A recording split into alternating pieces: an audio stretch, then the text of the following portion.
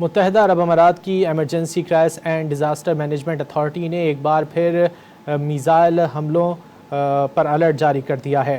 اماراتی حکام کے مطابق فضائی دفاعی نظام میزائل اور ڈرون کے خطرے سے نمٹ رہا ہے۔ کرائسس مینجمنٹ اتھارٹی نے شہریوں کو محفوظ مقامات پر رہنے کی ہدایت کرتے ہوئے کہا ہے کہ وہ سرکاری چینلز کی وارننگ اور اپڈیٹس پر عمل کریں۔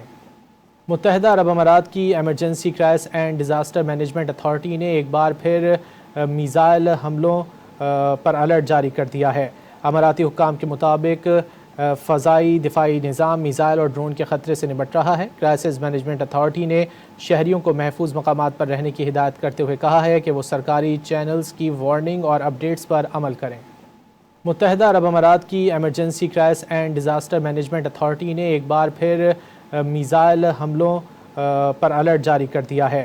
اماراتی حکام کے مطابق فضائی دفاعی نظام میزائل اور ڈرون کے خطرے سے نمٹ رہا ہے۔ کرائسس مینجمنٹ اتھارٹی نے شہریوں کو محفوظ مقامات پر رہنے کی ہدایت کرتے ہوئے کہا ہے کہ وہ سرکاری چینلز کی وارننگ اور اپڈیٹس پر عمل کریں۔